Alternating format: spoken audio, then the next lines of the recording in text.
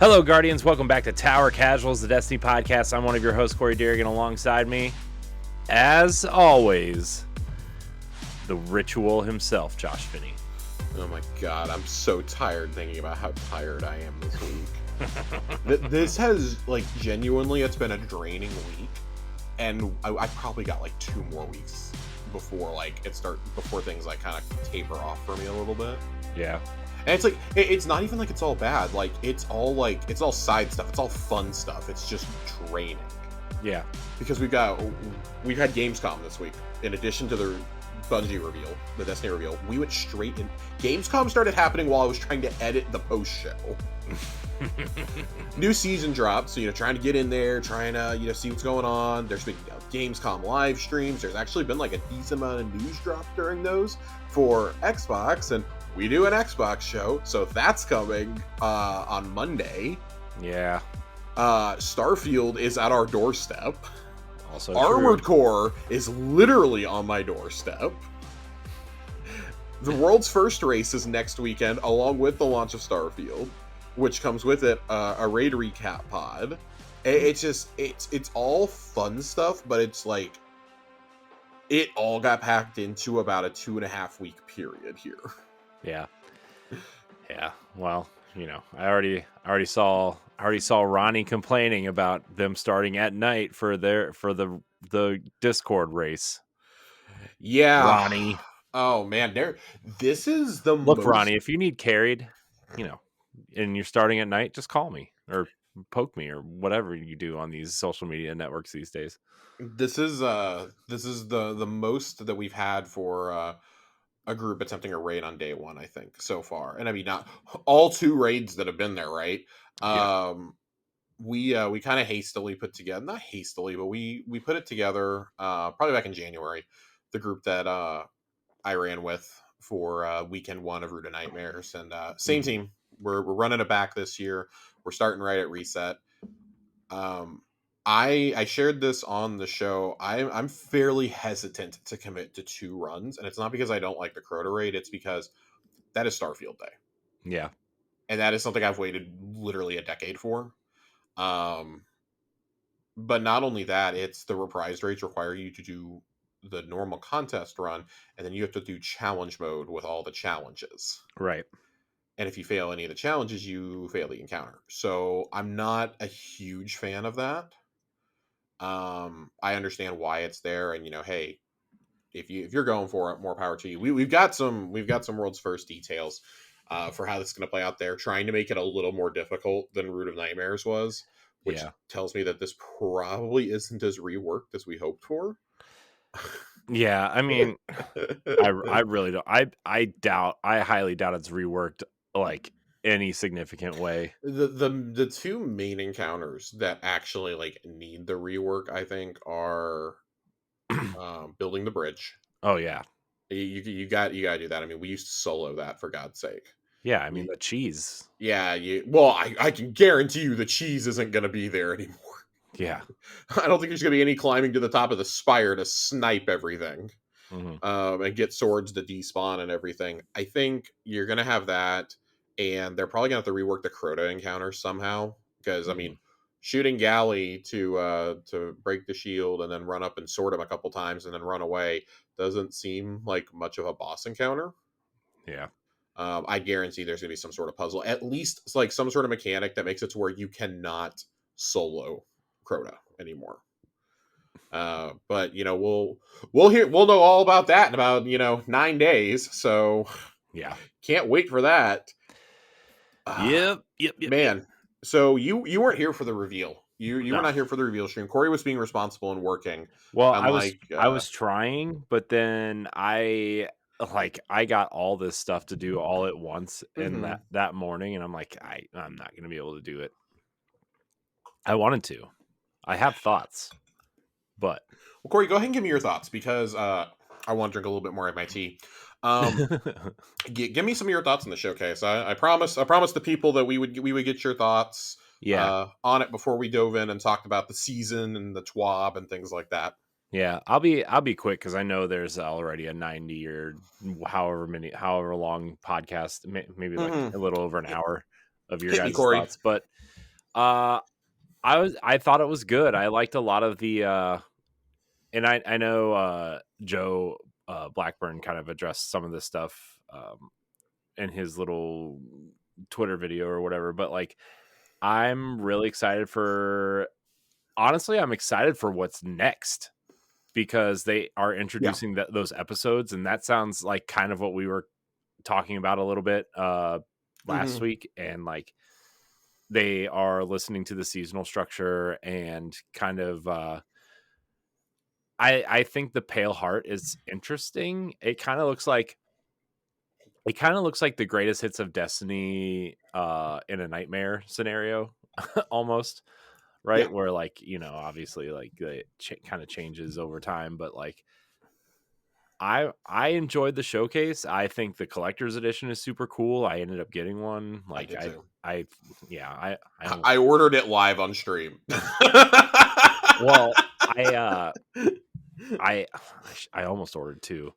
But the thing is like I had to log out of my Bungie account because it Oh, kept. you had one of those glitches? Yeah. Yeah, I've had it for so long. I've had it for like 3 years, and they said I get it periodically. yeah, every time I order something from there, I have to log out because Oh, they that's like frustrating. yeah, and I mean it's a good thing I'm not like into any of the cool stuff that you get that's attached to your accounts, right? Yeah, but like My mine auto logs me out all the time, and I've tried saving my password.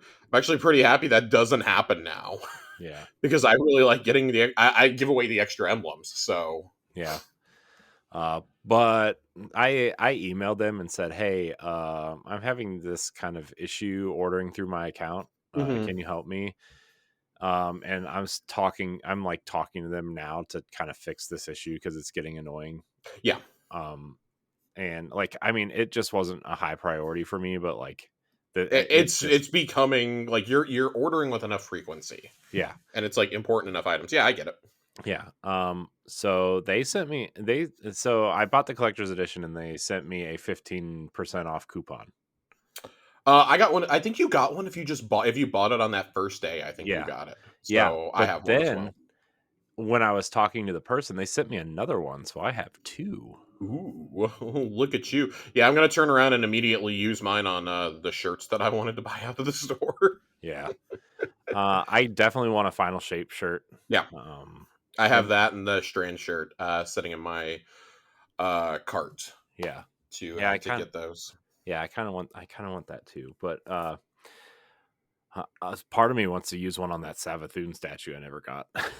I don't have room for it. I know. I would have to put away like I. I mean, I have all my Disney Infinity figures sitting above me on shelves. I would have to put those away, some of them away. I mean, I would need to put. I realistically, I could have room. It's just like, and I know people like who've seen this on YouTube could be like, Josh, what are you talking about? You have space behind you on the shelves. No, no, no, my friends. I'm living in an apartment. Okay, I do have room behind me, but I have like tubs of stuff that I can't put on shelves because I don't have the room. If Mhm. I buy another big collectible, mind you, and this is with the knowledge that I have a Boba Fett statue I got for my birthday that I have not been able to put up anywhere yet, Yeah, I might actually be killed. yeah. So I'm holding fast. I will tell you, I almost pulled the trigger on the Varric statue. Yeah, it's on sale right now. It's on sale, and I have come really close to pulling the trigger on it. Yeah. I might be able to talk myself into it as a Christmas present from me to me. But I I've got so much. I still have the Vexcalibur thing coming in the mail. oh god. So I like that. Thank God that goes on the wall. Yeah. But yeah, I've got enough shit. I've got the Grimoire book on order. I've got a collector's edition on order. I'm good. I think I can live with the two shirts for right now. Yeah. The I actually thought about getting the Shax statue, even though I have the McFarlane one from Destiny 1. Which I think personally looks a little bit better. Yeah. But it bothers me that's not on a stand like the rest That's of them. true. Yeah. Because Yeah. I'm The Saladin's like that too. yeah. Yeah. I also had to take the cape off of Saladin because it was annoying because it doesn't like lay flat. It kind of like it's made out of this like that crunchy like Think of a sandpaper, like a used sandpaper. That's kind of what it Yeah, feels like. I have enough figures that I know what you're talking about. Uh, that was the one thing though. Like, I'm kind of shocked they didn't announce a new statue. I'm okay with it. They announced I'm not. Damn it. they're doing a War Beast plushie and a new Ghost shell. I don't care. What I like most about this collector's edition, though, if we can backtrack just a second. If you read the description of it and you look at some of the materials that are included, it's compiled by Ido, Uh huh. which I think was really cool because it's like, oh, okay, well, we can take her off the bounty board of characters that will potentially die between now and February, Yeah. which is really reassuring to me. Yeah. Um, I want to go back to something you were talking about with the showcase, specifically with episodes. We have a really big question on those, so I kind of want to tackle that here at the beginning. I want to get showcase thoughts out of the way here as we start. Yeah. We had some stuff that was in the Discord that I just did not get to the other day. But Ronnie asked us, he goes, "Will Echoes be our first real chance to get a third dark subclass, since it was pretty much said we weren't getting one in the campaign of the final shape?" And notes that Echoes is red. The subclass was rumored to be red, and if you look at the other two, they're respectively stasis and strand colored.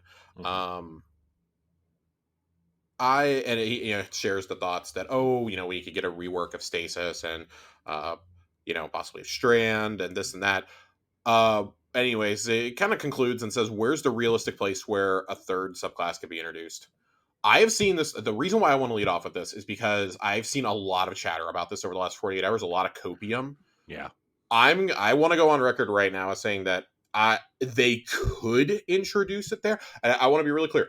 There is the possibility, and this is the copium I've been seeing, that they are holding this until after the campaign is over in the final shape. I do not think that is the case. Yeah. I think that there were plans to introduce a new subclass originally back when it was supposed to be Beyond Light, the Witch Queen, and Lightfall. Remember, the final shape originally did not exist. Yeah.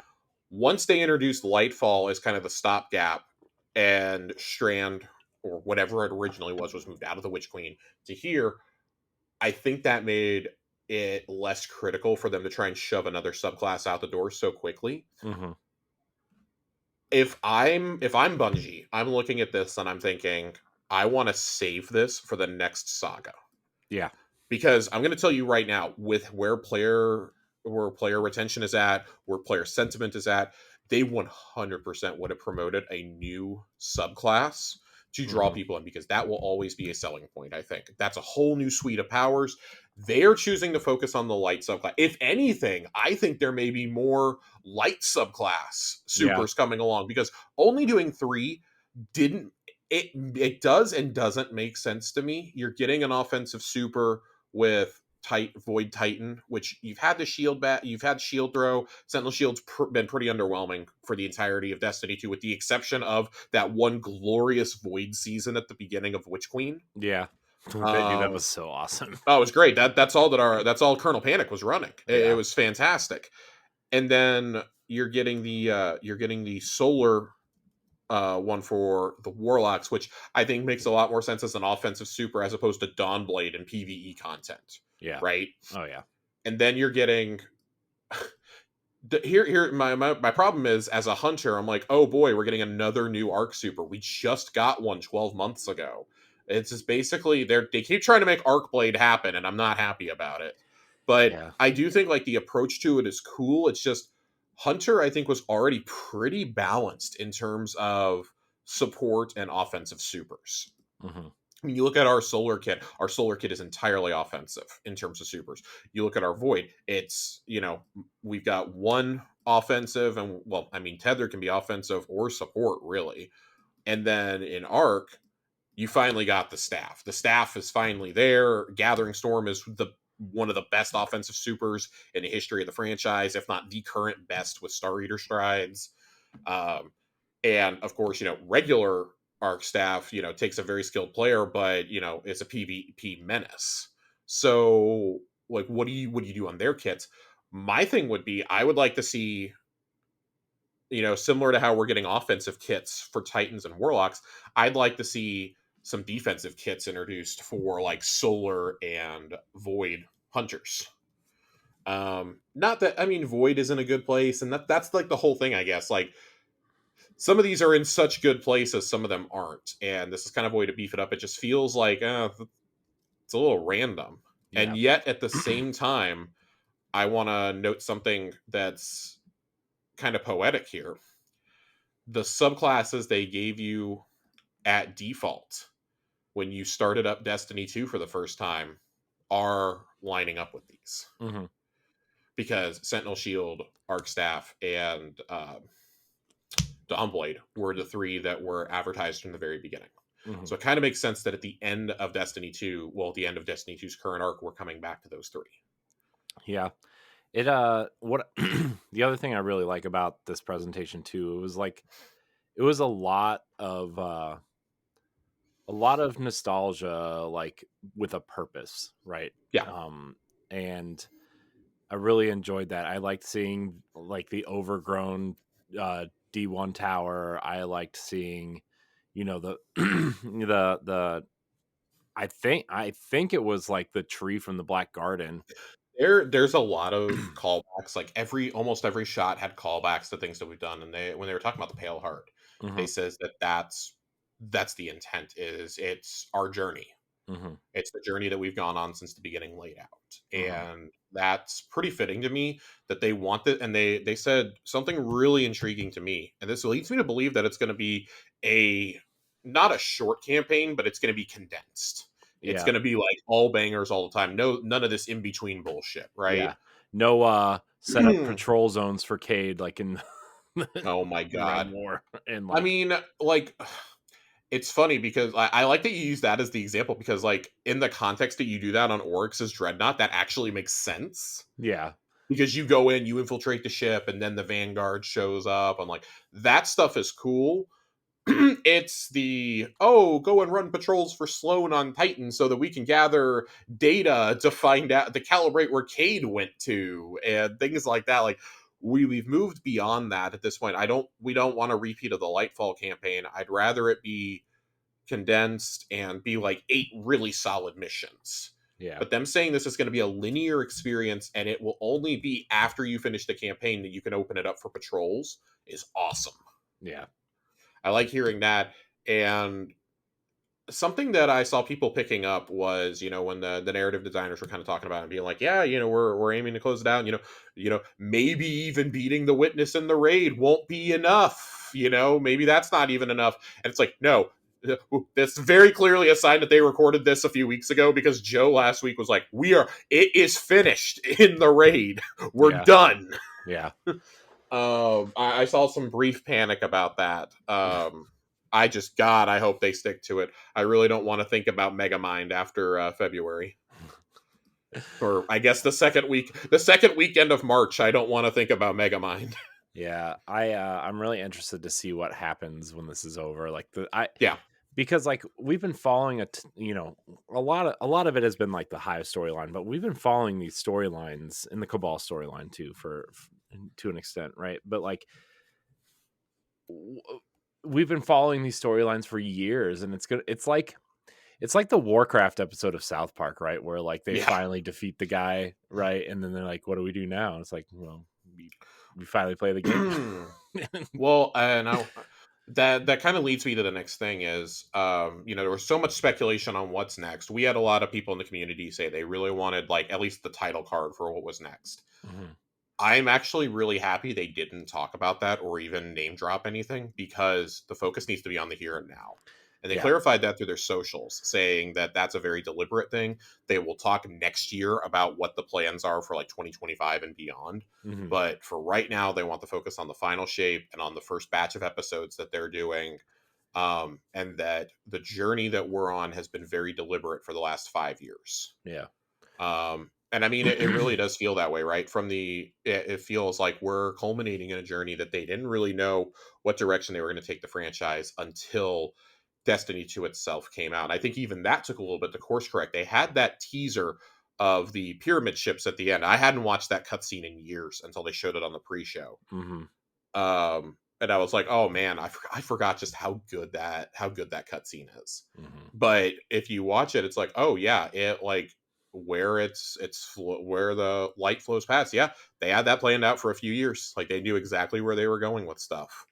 Um, it wasn't really until Forsaken that it seems like they had the plan. Mm-hmm. That's when, I think they really sat down after the disappointment of the launch of E2 and Curse of Osiris and were like, okay, how do we start fixing this? Yeah. And it's not just how do we fix this to make the next expansion good, it's how do we introduce a multi-year storyline and where's our next jumping off point, essentially. I love the idea of episodes so much when we talk about the future because this feels like we've taken the Forsaken season pass, Mm-hmm. we've taken the original expansion passes, and we've taken what we learned in the seasons since, first off, since they were introduced, but really especially since Chosen, I would say. Yeah. We've taken those lessons and kind of made them into like a super pass so for those who are, I've seen a little bit of confusion on episodes, not really from a few from our community, but like just kind of in general online, like people who aren't like really paying attention and just like, oh, season pass is season pass. Mm-hmm. They're going to be 3 episodes and they're each going to have 3 acts. Each act, this is what I found interesting, each act is supposedly going to introduce storylines, quests, armor, weapons. There's going to be an exotic mission in each episode. I'm going to call bullshit on the armor in each of these things. I think that is not going to happen. And I really don't want to reset my artifact mods every 6 weeks. But them saying that these are going to be standalone experiences is really exciting to me. Like if you look at the artwork on here, it's the Vex, it's the Scorn, and then there's a Hive sword. And that was the other part of Ronnie's question is, it's going to loop into our Season of the Witch talk here in a few minutes, regarding some of the events that have already happened in Season of the Witch. Mm-hmm. I'm interested to see what happens. Like them essentially doing new story beats every 6 weeks. Like, Mm-hmm. are we just getting like continuous story then? Or are you going to do like 3 weeks of story per act? Or like, how's that going to work? And some people be like, oh, these are just longer seasons is all they are. Like, no, I really hope that they've taken the lesson and like they found a healthy middle ground between seasons and expansions. Yeah. Right. Yeah. I don't think that I want to go ahead and say also, I do not think that we're going to get a second year of episodes right off the bat. I don't. Part of me wonders if this is like them kind of gauging the reaction to be like, oh, like, are we going to put out a real expansion in 2025? Or are we going to let that be like the year that we launch Marathon and we just do another like season or 2? Mm-hmm. And then, maybe in the fall we come out with the expansion. Yeah. I have a theory about the Hive one, and this is probably really, really far fetched. And I think it all depends on what happens either this season or the rest of the year with Xivu Arath and that kind of thing. Can we pause that thought? Yeah, we have a lot of we actually have a few questions related to this, and we have story to talk about. Okay, yeah. Put a pin in it. Put a pin in it. We're gonna circle right back. I promise. We're gonna jump in and read what some of y'all wanted in the showcase. We're gonna kind of do like a scorecard here for how Bungie did for y'all. Zhao wrote in and said that he was hoping for a collector's edition with a giant witness statue and a tease or announcement of a 10th anniversary pack. Sorry that you didn't get either of those, but I think the Tower mystery box is really dope. Yeah, I mean the Tower, if you've been collecting these collector's editions since the beginning, right? Mm-hmm. I think the Tower is going to be an awesome centerpiece for for someone who likes to display stuff. Like it would be like the center of your collection or whatever. I think it's going to be awesome. Yeah, because you had the Destiny 1 Ghost Edition. Mm-hmm. You had they didn't do a true collector's edition for the Taken King, no. But they had some physical goodies. The Destiny 2 was Hawthorne's bag. Mm-hmm. There wasn't one for Forsaken, really. We had the like really crappy Cade statue you could get from GameStop, which I have on my shelf. But the gold one, the bronze one, the dirt bronze one, yes. Yeah. That and then weighs like a third of a pound. And then they made that really cool one like 2 years ago. That I still haven't bought, and I really need to. It's on sale on Amazon. they did the Shadowkeep one with the Cryptoglyph. They did Beyond Light with the Darkness Shard. Mm-hmm. Obviously, the Witch Queen has the Hive Ghost. Lightfall has the Puka. I think you're absolutely right. Like if you have the you have the tower and you have like the Hive Ghost and the Puka on either side, you can have the 3 smaller artifacts and the original ghost in front of them. Mm-hmm. Like this is a really cool centerpiece. And like for me, it's like, oh yeah, that's my Destiny shelf sorted like forever. Yeah. For my physical knickknacks, Bungie's done great collector's editions ever since the Halo 3 Master Chief Edition. Yeah. Nerd jokingly said that he wanted a Nerf Jotun, and I don't know if that was a Nerf 2 Jotun or a Nerf gun Jotun. All I know is that if they had actually announced a Nerf gun Jotun, I would have been in a lot of trouble for buying a 3rd Nerf gun. Nadiki says they're going to show the new destination in Cade and some new subclass we probably need to learn to get into the portal, and the reprised raid for the season. You hit on all of those except for the new subclass. That really took a lot of us by surprise that we came back to the original 3 subclasses instead of doing a new one. Yeah. So these are just going to be like, these are just going to be kind of like aspects to the current subclasses, right? Yeah, these are just new. These are new super. These are new offensive. Like they wanted to give us the full power of the Traveler. They said like they wanted us to tap into that, which makes me hope that there's more supers. Mm-hmm. Because I think that's a really cool premise, and it's just like, God damn it, give me these new supers. If they had held Gathering Storm until now, I would have been like, yes, thank God. But instead, it's gotten a full year to shine. They can't possibly nerf it at this point. It's fantastic. I love it. Yeah. Hail Hydra wrote in and goes, I want the missions and stories to be delivered over time, so the arc of the final shape takes a year to deliver. The final raid to come out at the time the reprised raid normally would, and the reprised raid to come out with the final shape as a holdover. I'm really glad no offense, I'm really glad they didn't do that. Mm-hmm. They could not afford to do that after Lightfall. And Joe Blackburn had already come out by this point. I don't know if I think these comments were taken after the video was already out. There's no way that they could have gotten away with that. Maybe if they hadn't pulled it in Lightfall, you could have, but I think just players would have been so mad. You would have had to buy the $100 edition. Mm-hmm. And I don't think that's fair to anybody. I think that the way the story's being delivered this year has been okay because there's a lot that has to be wrapped up. I'm kind of understanding, but I still fall into the camp of like Bife and Mylan of that witness cutscene in particular had to be in Lightfall, and it wasn't. Mm-hmm. That's still a completely maddening thing to me. You're talking about the one from Season of the Deep, right? Yes. Yeah. Yes. The Witness's origin. That not being in Lightfall is inexcusable. Yeah. Even if it had been something that we get at the end of the campaign, it's inexcusable that we did not get that in that game. Yeah. Everything else, I'm okay with everything else that's happened in the seasons. That being in Lightfall instantly elevates Lightfall in my eyes for story. Yeah. So they're not doing it, but the story's playing out in Neomuna, the Veil Containment. That is great for lorehounds. Mm-hmm. And I really enjoy what they did there. I know I've said we're going to talk Veil Containment. I promise we will do it at some point this fall. I promise. I have 14 weeks of audio to listen and listen to and transcribe. So, but it's the entire story of Maya Sundaresh. Lakshmi is part of it. I want to do that story justice. That is a really big deep dive for the lore. We've had requests for it. I promise I have seen those requests. The children cry out for lore salvation. Okay. Oh boy. Zhao also said he would like a way of bringing back all the old content. I will say that really bothered me that we didn't get that. It feels like a half step with how they are doing it. I think this is a good first step. Mm-hmm. This is not adequate. This is a fine stopgap for right now. I really hope that once the final shape is out, this is my copium. Other people have a 3rd subclass. Mine is the copium that they'll come out and for the 10th anniversary say, hey, by the way, all your old content's back. Just download it from the cloud when you want to play it. Oh, God, unspeakable acts. Yeah.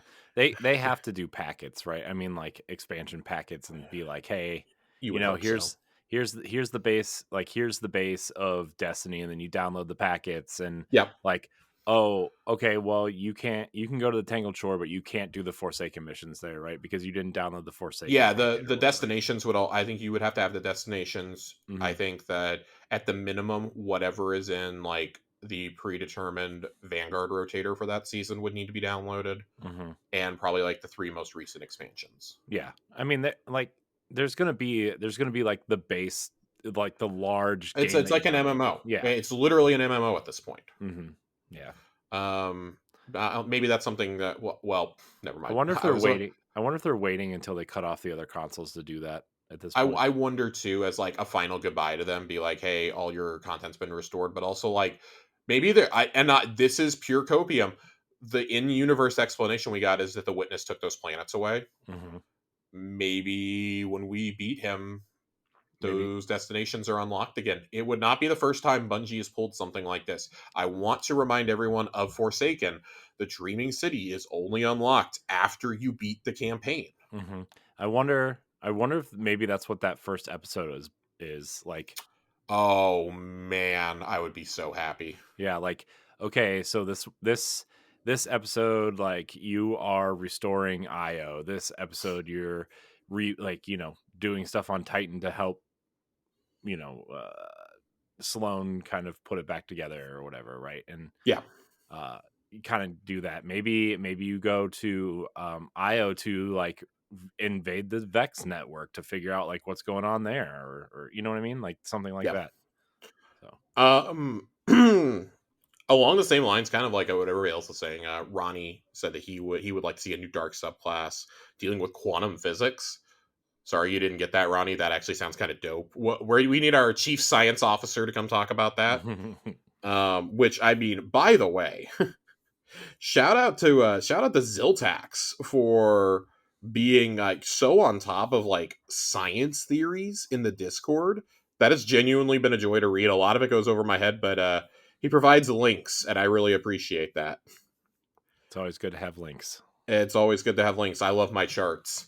Um, Ronnie also said he'd like a new live model, which I think you kind of got that, mixing the old D2 way with minor expansions and seasons. Yeah. Wanted to tease for Beyond the Final Shape, like the 10th anniversary pack. I always like I kind of want to address the 10th anniversary pack because I feel like we're partially responsible for like for our community like expecting to see something like that. Yeah. That will not be shown until next year. I mean, it'll be shown like a year from now, right? Yeah, because the 10th anything. anniversary is not until September 2024. We are going into year 9 currently. Mm-hmm.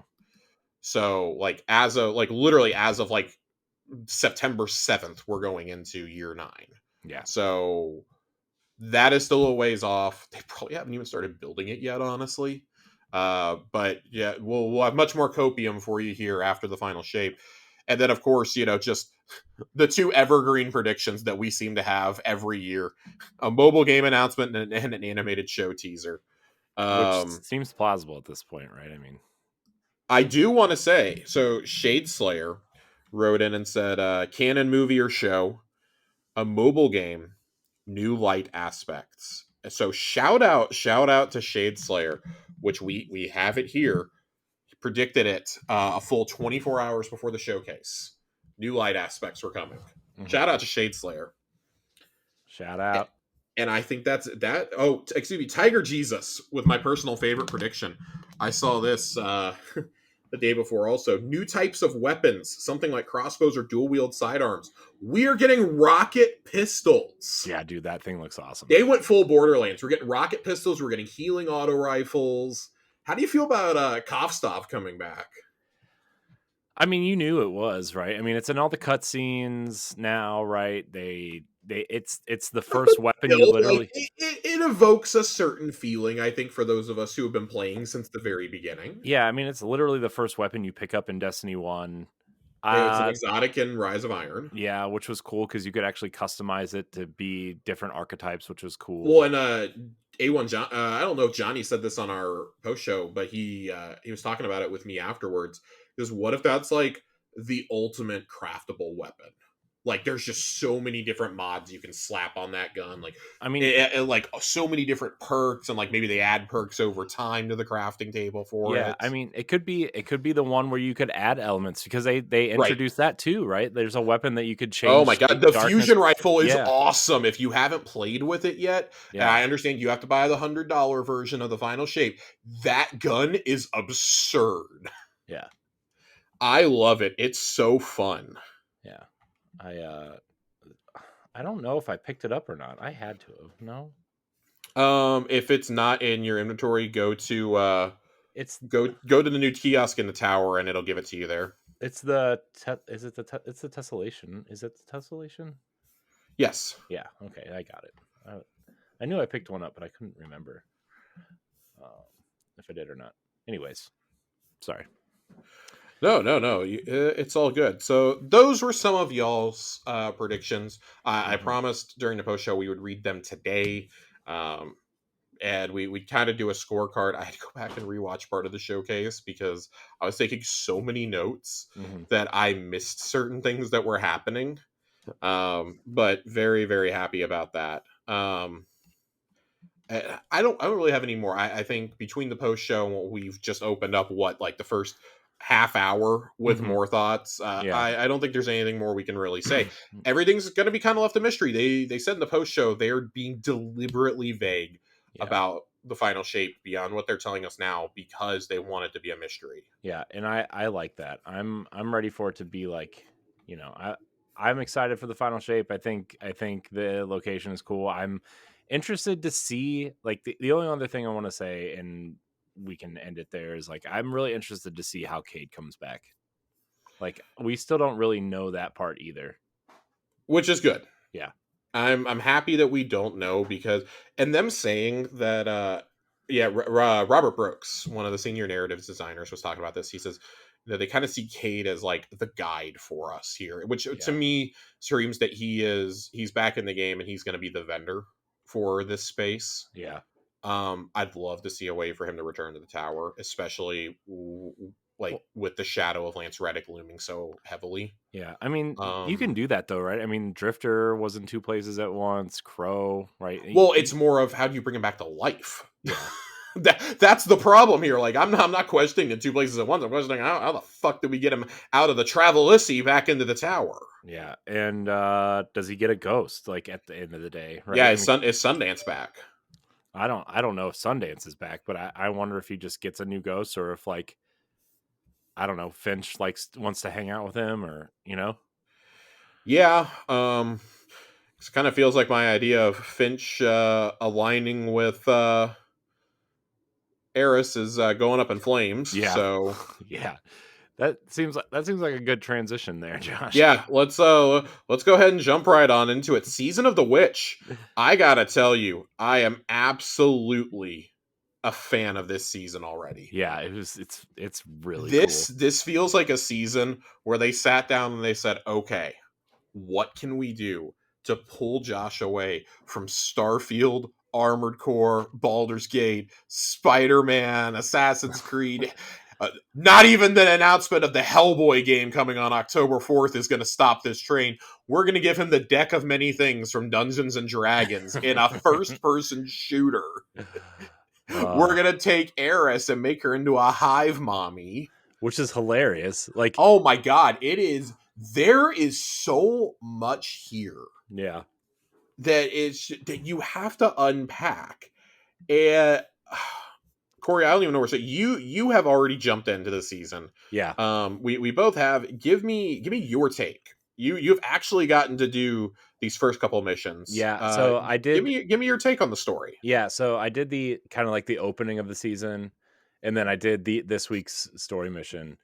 And man, that opening mission where, like, after you finish it, like, Eris goes into her ritual, like the one that was in the trailer, right? And like, you just, dude, how she transforms is like, it's awesome. So awesome and weird and cool. I like when they do stuff, weird stuff. And we've been trying to question what Eris was going to do, what she has to do with the hive, right? Well, she fucking turns into one, essentially. And I really like the three person event where you have to kind of like scale the spire.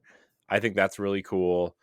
I really thought this first kind of story, like it kind of reminds me of the like the Season of the Deep missions where like you go and then at the end you have to fight an enemy, but like you have to go into this mission and like, you know, perform rituals and kill the hive like, bosses that are there, and to power, because every hive boss that you kill powers Eris, gives her more power because she's apparently going to fight Xivu Arath. It's like, oh my god. Yeah, I got feelings on that one. Yeah, Like, I mean, I wonder if Eris is going to be the one that's done before the final shape. it's funny that you say that because that was kind of the thought that I had. Like, Eris has long been on the bingo card for who's going to die next. Uh-huh. And I know that we personally felt like her story had reached a conclusion after Haunted. Yeah. Um, Clearly not. Clearly not. Yeah, clearly they thrust us into a new one. But also, like, Moira, who voices her, is just so good. She's so fucking good. Yeah. I want we had a question about this. We have a couple questions about Eris. So the first one, I want to circle back to what Ronnie was asking, and he asks in response to episode 3, which is going to be Heresy. Is Heresy the place where Eris takes over the hive for good once and for all? I'm I'm thinking maybe. Does Eris lose? Does she lose herself along the way? I wonder if this is more of a, you know, almost in a way that Sloane almost got taken, right? Like, Yep. I think this is gonna be that sort of situation, but like Eris might, if she beats Xivu Arath and the Hive like worship her, I wonder if she's gonna turn, or if there's gonna be some sort of like, I don't know, maybe is this the way we get the Hive to be part of our team against the Witness? Like, I'm thinking the same thing personally. Yeah. yeah, it's I mean, I wonder if that's what the dungeon's going to be, is Xivu Arath at some point. Yeah, I wonder that as well personally. I don't know. Yeah, because I mean, obviously Xivu Arath's not part of the raid. I mean, she might be, but like not the final whatever, right? Um, I don't know, man. I don't know. Eris is she's always been that character where like she could flip flop sides any time at any time, and you wouldn't be surprised, right? And I I wonder if she's going to take control of the hive with this magic. Yeah, I think the other question I think you have to ask yourself is, does she become an actual hive god? Because I mean, you have Savathun, the god of trickery, of obviously Xivu Arath, the god of war. Mm-hmm. Is she now like the god of vengeance? Yeah, that that was my theory that I was going to bring up earlier was, you know, if she ends up like, say Savathun fights Xivu Arath and you know, somehow dies and Imaru is gone or whatever, right? And like that's like the final like, that's enough power to put Eris over the edge, right? To where like Mm-hmm. she doesn't even recognize herself anymore to fight Xivu Arath and kill Xivu Arath. Um, and then she might, you know, like you said, she might become the next hive god, and maybe she becomes either a villain or some. I don't know how you tackle that situation, but that was kind of my theory. Was like Right. Savathun, you resurrect Savathun to kind of like almost be a distraction, really. Uh, and like she dies, and then, you know, this whole season is based off of getting Eris power by killing you know, hive bosses. And I mean, Savathun's the ultimate hive boss aside from Xivu Arath now, so Yeah, no, they make sure that you know that Imaru actually, I believe, is the one who tells you that Xivu Arath is the Witness's best general. mm-hmm. Um, eh, I wonder if and I feel like we were told this in if you start doing the altars enough and you get some of the dialogue in between, there's so much shit talking that's going on. Yeah. Between Imaru and Ikora and Eris and things like that. It's so great. Like even the cutscene where Eris does Eris is about to do the transformation, the Guardian just snatches Imaru out of the air and like threatens to crush him. Yeah. You need me. No, we need your silence. Yeah. Yeah. It's great. I love that sassy Imaru is back. Yeah. It kind of, I mean, I kind of forgot about Imaru's personality, to be honest, just because he hasn't really been around a whole lot. And it was kind of like, oh, well, maybe Hive Ghosts are just sarcastic, and that because Finch is kind of the same way, but in a more lighthearted way, where Imaru is kind of like a deceiving kind of, it's just funny to hear him talk. Yeah, the voice actor for Imaru is absolutely phenomenal.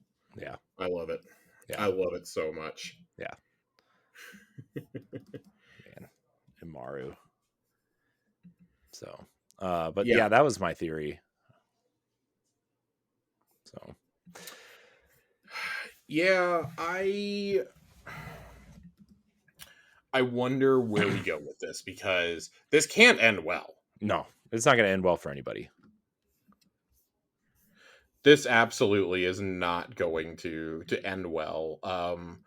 We've also got hints at the Dark Timeline in the first round of lore that we've gotten for this season. Yeah. Which is really, really cool, and I really like it. Yeah.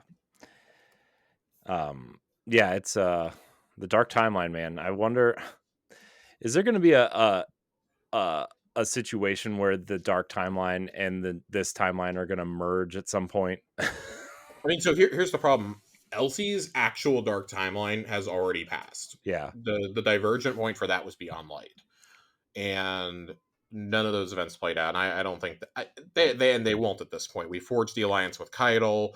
We put Savathun down, even though we're gonna have to bring her back. We put her down.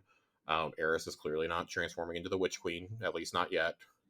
And the Pyramid Fleet is not going to assault the last city that we know of. That's just, at this point, it's too much to do in one expansion. So I think we're fairly safe on that front. Yeah. The question just is, like, does Eris eventually, like, lose herself? Yeah. So I am a little curious to see what happens with that one. There's so much going on. I know. Already this season. What do you think about the deck? I have to ask, because this seems like a system that either you love it or you absolutely hate it because it's so convoluted. Here's the thing. I fucking hate deck builders. So this isn't like a real deck builder, though. I know it's not. There's only 12 cards. I know. I mean, I know it's not, but like, man, when they said that, and I like before I actually like looked into it and like really kind of, I was like, are you really putting a deck builder in Destiny? I actually loved it. I was thrilled that Johnny and I both got very excited. Our friend Ray Apollo was texting me during the show and was like, oh my god, they put a card builder in the game. I'm here for it. I'm thrilled. Let's go. Yeah. Let's fucking go. I will say, you have to get 5 of the major cards unlocked to do their respective quests before you can actually have the deck. It does make the Spire and the Altars activities significantly more fun. One of the guys I was playing with yesterday had the one completed. Obviously, he had enough to have the deck going, but had the one where you have a chance to generate heavy ammo on kills. There were like 30 bricks in the arena by the time we were done with the tier 3 summoning. Yeah, I think that's one of the ones that I got, because there's a lot of. I mean, yeah, it's one of the only 5 you can earn this week. Yeah. So everybody has the same 5. It's important to note, as of week 1, you all have the same 5 major cards. The minor cards, I think, are a little more. I think you can earn the same minor cards too, but those drop Some of them at random, some of them from working through the vendor ranks. There's one hidden behind one of the trees in the summoning area with Eris. Yeah. And like all of those are like the minor ones. Some of them will give you combat abilities. They'll just be like passives that are applied. Others are one use things. Like I have a couple that have given me 20 enhancement cores. I have one that's given me an exotic Ingram, one that's given me extra Ingrams for the season, a free deep sight weapon, things like that. Mm-hmm. That's cool. I like that that's in the game. It makes you feel like when you find one of these things, you're getting something for it. And that very much is the purpose of the deck of many things. Yeah. This is D&D. And it's one of my favorite things in D&D. In fact, in the campaign I'm playing in that's been going on for years, we came across the deck a while back. I guess it was last year sometime. And my character got extremely lucky and drew twice from the deck and drew 2 wishes, which means you can wish for anything, and you wish for it and it happens. Ooh. But there's like your DM can like obviously there's caveats to it. You have to be incredibly specific.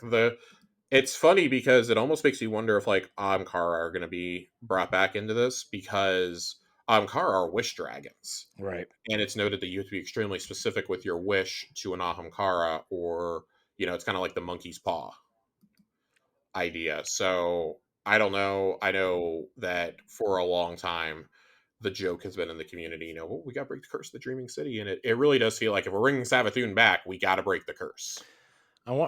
Is the witness killing the witness the curse? Like, no, it's so the whole purpose of why Mara wanted to kill Savathun was she thought killing Savathun would break the curse of the Dreaming City. Yeah, but she didn't succeed, and killing a Savathun died, as a result of the ritual, not because Mara killed her. Yeah. So, and I was like, at that point, it was like, well, it's got to be tied to something else. Like the wish that Savathun made was so specific that even her death wasn't going to stop it. Yeah. And it's thought that, Xivu Arath is getting the tribute now and this and that. Like there's so many intricacies to it. I can't help but feel that we have to circle back to this at some point, because that's one of the biggest question marks of the series right now. I think of like side plots that we've had throughout at least Destiny 2. That's something that's been hanging over us for 5 years now. Yeah. 5 years have passed since Forsaken came out, and we're just kind of like, any day now. We thought we were solving this 2.5 years ago. We thought we were solving this 3.5 years ago. I still remember when we saw the original whiteboards for the Shadowkeep reveal, and they were talking about seasons and how seasons were going to work. If you paused and zoomed in, we were all seeing like fix the timeline was one of them, and we were like, oh my god, we're gonna save Cayde. Oh my god, we're gonna break the curse of the Dreaming City. And then we brought Saint 14. We brought Saint 14 to the present day. That's what we chose to do with this power. Okay. Which, to be fair, Saint's been cool, but never underestimate the Destiny community's ability to like just jump to conclusions. Yeah. So I don't know. I'm very curious to see what happens with this deck as we get further in. If I had to guess, by the end of week 3 of the season, you probably have all the major cards available to unlock, since you can do 5 of them now. Mm-hmm. And there's 7 weeks of story, which is pretty notable compared to the few weeks that we got in Defiance. Last season, we technically got 6, but it really felt more like 3 or 4. Yeah. If that's 7 weeks of actual story and not just filler, then I think we're in a pretty good spot. Yeah. Both of the activities are really fun to me. Yeah. But Ronnie noted in another comment that he made to us that he feels like the Spire activity is going to get really old really fast. Yeah, I can definitely see that. He goes, climbing the Spire is going to get old quick. Think about it. 4 weeks from now, Josh is going to need to do a legend one. The conversation is going to go like this. Me, hey, Josh, you got to climb the Spire on Legendary 3 different times for your title. I know how much you love your pins. Josh, Jesus fucking Christ. I guess, well, when are we going to go run it? There is going to be a legend version of the Spire, I believe. I actually don't mind it. It's just not something that, unless the story dictates it or there are triumphs associated with it, that I'm going to run to do every week. Yeah. I've already found the 2 hidden chests you can find for this week. I need to figure out how to get Arc empowered, and I'm pretty sure it's going to be tied to like a major card, for example. Yeah. In your deck. But there are a couple of those cards scattered throughout, like card spots that I have found that I'm sure secrets are tied to. Yeah. In the Spire, and I'd like to do that. I want to see like do subsequent weeks have different paths. There are other paths that you can't unlock just yet. I love mysteries like this, and I don't think the combat is too bad in there. I actually think it's pretty fair. Yeah. The altars, on the other hand, can get out of hand really fast. Can I say one thing about the Spire real quick? So I did it a couple times, and nobody would punch the damn crystals. And you're not the only one who's noted that. They actually, and they make you go through a tutorial. They have pop-ups and everything that tell you how to do it. Yeah. That and the solar crystals is downright infuriating that nobody does it. Like, they all know to go shoot the void crystals or punch them, but they won't punch the arc ones, and they won't. Also, like, how many people have clearly never done prevent the Vex from sacrificing themselves public event? It is downright infuriating, and it's just like, I know that the tier 3 versions are supposed to be hard. Yeah. They're supposed to be a challenge. People, please don't do them if you don't know the mechanics. Yeah. It's really frustrating. It's gotten to the point already where altars is something that I'm probably only going to do with friends that I know have been keeping up with, like, the deck building. Yeah. Because those give you perks inside. Yeah. And that can make it drastically easy for you. I mean, there's kill streak perks, and things like that. Like, it helps so much when you're fighting 6 fucking Shriekers and Hive Guardians and everything else all at once. Like, it's fun, it's frantic. I like it. There's no real penalty to failing. Yeah. It's just really frustrating. I mean, obviously, if you succeed, like, your rewards are going to be better and whatnot. There's no shortage of loot in that activity either. Yeah. They've been very generous with the loot. You're not on a lockout from that. The only thing that I've seen that you're on a lockout from are the secret chests in the Spire. You're limited on those to once a week, I think. Yeah. You can get the first 2 now, and they're really not that hard to get. Yeah. But I like the idea of this, and like, there's all these secrets, because it very much plays in like that theme of the Witch Queen, where like, oh, there's hidden secrets to find in the throne world. Yeah. And it's kind of taking that concept and taking it to a new level, which I'm really happy for. It just makes me wonder, how much more could we do if we actually were able to ditch last gen? Yeah. Which, I hate to go back to the showcase. This was something I harped on in the post show. I really hate that they didn't address the technical future of the game. Yeah, I mean, I feel like that was pretty desperately needed. Yeah. Do you think they'll address it like next year, since like the Witch Queen is obviously staying on last gen consoles? They have to. Yeah, they have to. I really think they have to come out and say that the episodes are going to be the last thing that they do. Yeah. I also think like maybe that 10th anniversary event, if they do one, would be like a nice send off for those consoles. I mean, I think you said that earlier. I've become a believer that I think that's going to be pretty like nostalgia filled with like older content. Maybe that's when you like bring the stuff out of the vault for good. Yeah. And things of that nature. Yeah. So, let's do we have any more like basic thoughts on the season? I don't really have any thoughts on the weapons. Haven't had a chance to play around with them quite yet. It's been a little busy the last 48 hours. Yeah. I do like the scout rifle, but we can talk about that when you when you play around with someone. Let's punt.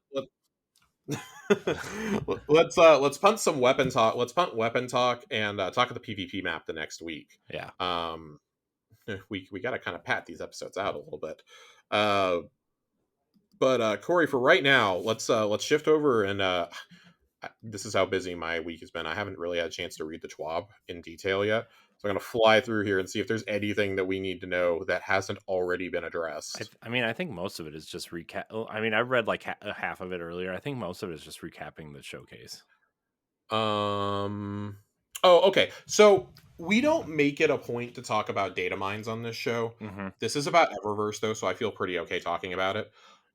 There's something in the TWAB today. I saw something floating around on release day about there were 2 Eververse sets planned for this season in Eververse, and one of them is the season is the armor, the new Eververse armor that we are getting at the vendors now. The other looked like the season of the Worthy armor. and I was a little confused. And then today in the so that was data mined. Like those files are actually there. Yeah. And it was data mined further that some of the season pass cosmetics are also going to be part of like a 1,000 silver bundle. Mm. Whether those cosmetics also include the armor or if they're going to be sold separately, it does seem that cosmetics from Worthy are coming back. Followed up within the TWAB, it says later in the season of the witch. Oh yeah, here we go. They actually outright confirm it here. I'm stupid. I didn't even read this sentence. We're planning on bringing back a selection of cosmetic items from previous season passes to the Eververse. For players who missed out on acquiring them, we'll be starting with a handful of items from Season of the Worthy. This nostalgic throwback, which we're calling seasonal flashbacks, will only be available during weeks 4, 5, and 6. In the future, other seasonal items may return. So if there are any coveted items you'd like to see again, shout out the D2 team account as feedback. More info on future offerings at a later date. Here is the big question, and I almost guarantee you I know the answer to this. Can we get a discount for those who already own those season passes? Yeah. Like, I mean, this doesn't like affect me because I always finish my season pass. Mm-hmm. But like, for example, I have several friends who did not play during Dawn or Worthy, and are like, I want my State 14 armor. Yeah. Or like they had the season pass and they just didn't finish it. Yeah. I mean, I had the season pass and I didn't finish it. Or like if you were able to claim some of the items and like not all of them, can you get a discount? Like, right. Who knows if Bungie will actually do that? I really would like to see that though. I think that would be fair. Yeah. But that won't make you money either. So you said 1,000 silver? That was the rumor. I'll have to see if I can find an exact if I can find the exact tweet. If I can, then we'll talk about it next week. Okay. But I'll have to scroll back. I don't remember where I saw it is the problem. Yeah. I mean, that seems pretty reasonable if you didn't buy the Yeah, season I think pass. that was for some of the cosmetics. Again, like I just don't know. I know that for sure, like the finisher and an emote were a part of it. I don't know if that also included the armor or not. But I would imagine that to buy both is probably going to cost you a little bit more than the season pass would have. To be like, hey, you missed out on this, but we're still going to let you get it. Kind of as like, oh, well, if you do the season pass when it comes out, you're going to pay less in the long run. Yeah. I also think like that stuff is 3 years old. Yeah. I'm pretty okay with that. That's 3.5 years old. Yeah, that was March 2020. I'm okay with that coming to the Eververse by this point. Yeah, but it should that stuff should also be maybe in the Bright Dust rotation too. Yeah, so I don't know if Bright Dust is going to be used for any of this either. It is worth noting I only heard about the silver. I didn't hear any Bright Dust prices. Yeah. If they offer this up for Bright Dust, that's a massive win. Yeah. And that would be a much needed move in the eyes of the community, I think. Yeah. So hey, if you missed out on season passes, start campaigning. I know everybody really wants to see the everyone wants to see the butt plug helmets come back. So let's see that. I also, as we're going through this TWAB, I really like that they focus on the new quest UI. It is so useful. Yeah, I love that. They kind of look like the event cards almost. Kind of. I love when you open it up though. You can launch directly to the space you need to go to for the next step of your quest. That has made it so easy playing with people who don't play a lot of Destiny like I do. Yeah. To just tell them, yep, just open it up and launch it. It's great. It's great. I love it. Yeah. That's featured quests. You can have I think they can have 8 different quests there. Quest lines Destiny 2 thinks you should prioritize.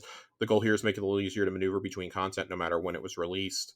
Players just starting out on their journey may only see a single quest at first until more content is unlocked.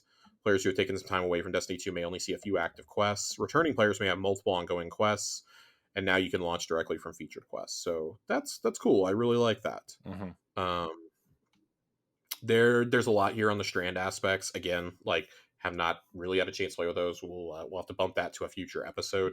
But I am really looking forward to playing with this new hunter aspect, which looks fucking wild. Yeah. You shoot a tangle and it just starts spinning off like a demented frisbee. I love this thing. Let's talk about the real news here, though, in the TWAB. Let's do it. News. Crota's world first race. What was your reaction to Crota being the returning raid? I have to, as a D1 player, I have to know. I'm not like, I'm a little bit disappointed, but I understand why it is. right? I mean, this is a Hive season. That was Yeah, I kind of mean, where we we we all talked came about it a couple weeks ago, I think, but like, it's a Hive season. All of the Hive gods are now present in D2. Mm-hmm.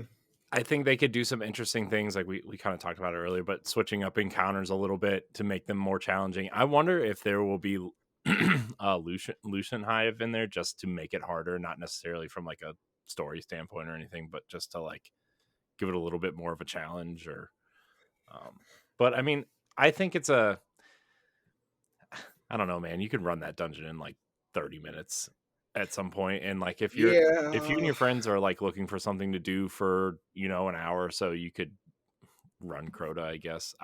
The armor though, like, did they show off the armor?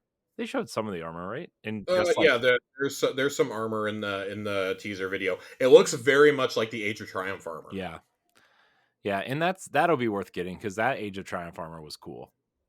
I think I love the Age of Triumph armors. That is my hope, is that like they kind of revamp the already re-released rates. If that's going to be included there, like maybe you introduce crafting for Vault of Glass like next season, and you bring the Age of Triumph armor into it also. Yeah, that would be cool. And then King's Fall like sometime next year. Yeah, Because I think that motivates you to go back in and play, if nothing, just for the ornaments. yeah, So I think that would be just kind of a slam dunk move for them, and like like a better late than never scenario. yeah. But this Crota's World First race, oh, man. Okay, so I got a little confused when I was reading some of the details on this earlier. Um, it's pretty standard until you get to the end of this. So contest mode is enabled for 48 hours. So of course it's kicking off next Friday, September 1st at 12 p.m. Central. So it'll be at daily reset, whatever your time zone is. Daily reset is when it starts. 48 hours. It'll be lifted at Sunday daily reset. You will need to be at 1790 power to be at the cap for all of the encounters to take the raid on. That's really reassuring to see. That this is not a high cap. No. That is extremely reasonable if you've played at all since Lightfall came out. Yeah. Clearing the raid with contest mode active is the first step to accessing challenge mode in the director and the special superior swordplay triumph with the challenges for each encounter. To complete the superior swordplay triumph, a fire team must complete a curated list of challenges in this challenge mode and claim the triumph to snag that world's first title and that sweet, sweet belt. To enforce triumph requirements in challenge mode, your fire team will wipe if you fail the success conditions during any encounter. Okay, so pretty standard stuff there. Of course, if you want that special emblem for day one, I believe you have to do the challenge run as well, in addition to contest, which not super jazzed about that. We have two teams that are going to go in as of right now. One at reset, and then one in the evening. For Crota's End, we made some tuning changes to contest mode. Our goal is to maintain a high bar of challenge for the launch event achievements relative to the ever-expanding capabilities of players. This is the particular line that really threw people for a loop, because I can understand how you would get confused here very easily. Increased the cap of player outgoing damage versus combatants. Keep in mind the incoming damage cap did not change. This is a really weird way of saying that you are doing less damage, but you are not taking more damage, and enemies do not have more health. Yeah. This is a very convoluted way of saying that. It was so bad that they had to give us a little bit of clarification, which I'm trying to find the tweet right now. We got a little bit of clarification. To be clear about the new contest mode changes, enemies will be more aggressive. Enemies will have more shields. Enemies will have more health. Players will not be squishier. So even I just said it wrong in my interpretation of it. This is just really, really unnecessarily complicated. So not a fan. But this is a fancy way of saying not a whole lot is really changing. I actually don't think it's going to be that much harder. Yeah. But that remains to be seen, what the actual raid looks like. So world's first race, going to be interesting. I really do wonder how long it's going to take for the first initial clear, how long that's going to take, because I can't imagine it's more than 2 hours. Yeah. Even if they change some of the mechanics up. Yeah. And then the challenges. I really wonder what the challenges. I mean, I just there's 4 encounters. Yeah. And one of those is running through the Underdark. Yeah. I wonder So if that's going to change at all. God. Oh, I will almost guarantee you that the cheese ledge is not there anymore. Oh no, I doubt it. That would be nice and convenient. Yeah. I really love the title for the raid. It's Swordbearer. Mm-hmm. Big fan. Really like the design of the seal. The raid pin looks really cool. The raid ring looks kind of dope. Yeah. It's the oversoul on a raid ring. Yeah, it's super cool. That there's a lot of really cool shit that they're gonna do for this. So totally here for it. Yeah. But yeah, Crota's End next Friday. I am a little intimidated. Do you think they'll ever bring Wrath of the Machine back? It's got to be the one next year. If they don't do that and they bring back a D2 raid, there's going to be literal marches in the street. Yeah. My only guess is kind of like you said, this is a Hive themed season. Mm-hmm. We know Bungie works well in advance. Mm-hmm. They clearly had a roadmap. It makes sense that it's back. It just feels bad that last year's raid was Kingsfall and now we're getting Crota. It feels bad that we just had a Hive dungeon and now there's a pretty strong likelihood that we're going to get a Hive dungeon next season to deal with Xivu Arath. Mm-hmm. It would have made more. I'm over Hive storylines. I don't know how many times I have to say this about this game. Yeah. I mean, man, I know last year it's like a tricky place too, right? Yeah. I mean, I know last year, like, it makes sense because the Witch Queen, the Taken King kind of sounds cool when you put them together, but like, it would have made much more sense to bring Crota back first. It would have, but Kingsfall is so beloved. I know but that would have made this even better, I think, at some point. But I don't. Whatever. It is what it is. And we don't know if they change anything in Crota or not. So Crota could be awesome. Who knows? It could be, and like part of this is just my sour grapes over really wanting to complete Wrath for the first time. Yeah. But I'll set aside my anger and my my disappointment. Well, Josh, I can boot up my D1 save and we can find the group to run through it. No.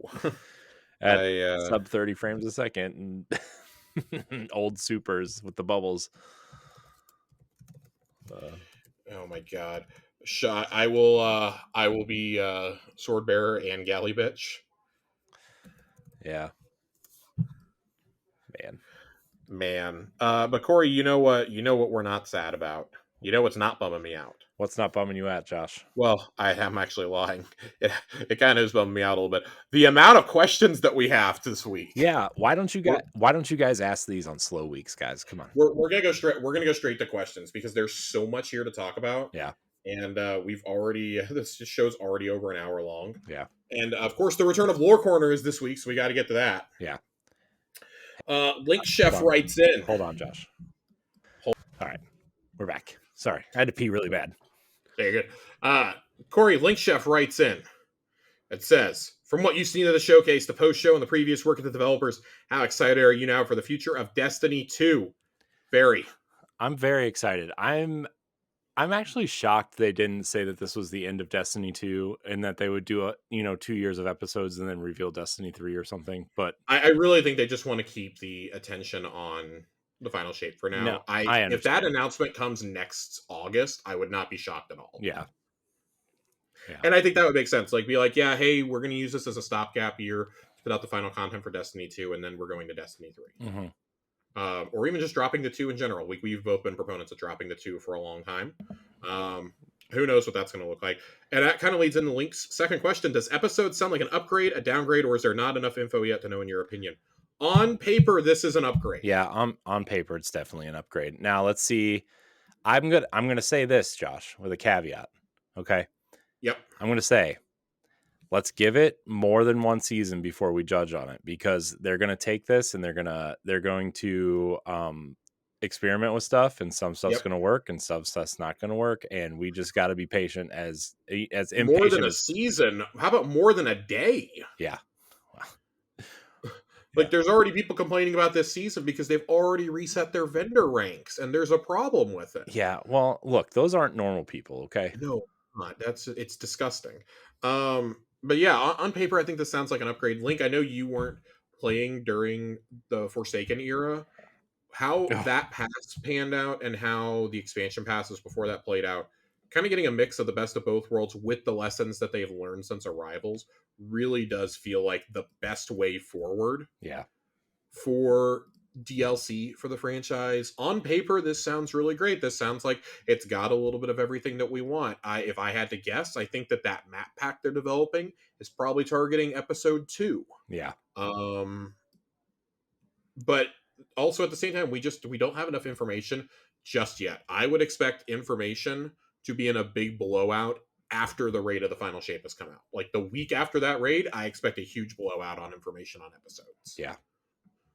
Maybe they'll talk about it a little bit in the lead up to it, but I really think they want the attention on that final expansion and on that story.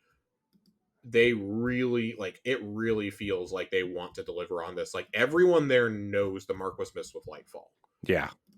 and we've seen what happens when Bungie feels like they failed on something and the community lets them know. We've seen what happens. Yeah. Look at everything that happened in Destiny 2 Year 1 led to Forsaken. The disappointment in Seasons and Shadowkeep led to Chosen and Splicer and the Witch Queen. Mm-hmm. Like, and it sometimes takes a while. Like, the disappointment in Lightfall, like, hopefully leads to an awesome, destination and an awesome storyline for the final shape. Yeah. I also wonder if when they decided to split this into 2, they just didn't have enough time to maybe get all their ideas into Lightfall. I mean, I would say almost absolutely, because you would have had to do 2 new destinations, and we've seen them do 2 destinations before, but 2 new destinations, a new subclass. Yeah. You probably wouldn't have gotten your light aspects in the story. Mm-hmm. Even though I think those are going to be given to us in the course of the story, I believe. And that makes sense. We're inside the Traveler. We're getting the Traveler's power. Yeah. It makes sense that we're getting new upgrades. Yeah. Anyway, Titan class for the win, which new member in our Discord. Welcome. Do you think we're going to have to put Eris down finally? It's too soon to say, I think. Mm-hmm. If we put Eris down in a fucking seasonal activity, I'm going to be so upset. Yeah. I do think we will have to fight her at some point. Yeah, I wonder if there's going to be some ritual to either try to bring her back, right, from that. Mm-hmm. I really hope that we see Xivu Arath in the flesh this year. Yeah. We've only ever seen the sketches, and they're terrifying, by the way. Well, yeah. I want to see Xivu Arath, like, approaching the throne world or something. Man, remember when Savathun was first revealed, though? Oh my god, that was scary, too. Oh my god, it was awesome. It was so cool. That is still probably the best reveal trailer they've ever done. Yeah. Because we were all so convinced we were going to old Chicago. I know. Bunch of dumbasses. Sam, the Lord of Bananas, comes in. If you were resurrected as a guardian, which planet or place would you visit first? Mars. You're going to Mars? Yeah, I like Mars. I'm going to the Queen's Court. I mean, I'm saying like as a planet, not as a destination in Destiny, but I think going to Mars would be so cool. Plus, like the entire story of finding the Traveler and everything begins on Mars. Like that's so cool. I don't know. I think that'd be cool. Plus, like I want to see a Braytech facility, and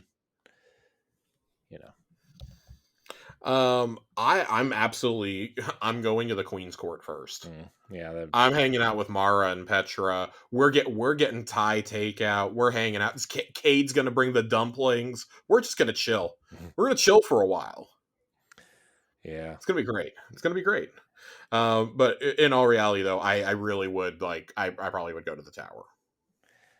Yeah. I was thinking more planets than like tower being a destination, I guess. But yeah, I mean the tower would be cool. I would. Yeah, you're right. And Sam also has a follow-up question. Sam asks, along those lines, what would you snack on first? Spicy Rama, the Eva cookies, Galler Doodles, man. Galler doodles. Give me. I gotta have some Yaller doodles. Some dark chocolate moats. Yeah. But I'm also like, you gotta have spicy ramen with Cade though, right? You gotta have ramen with Cade. And that we gotta like dine under his picture too. Yeah, and that nasty blue drink that he was drinking in the very first Destiny 2 trailer. Oh my god, yeah. Ugh. I was so happy they showed that during the retrospective. Yeah. I had forgotten all about that. I was like, oh, this is so great. Like, and it really brings it all full circle. Yeah. When they're talking about like there was only one solution for who guides you through the final shape. Yeah. And it had to be Cade 6. And question for you. Yes. Do you think Cade makes it out of this?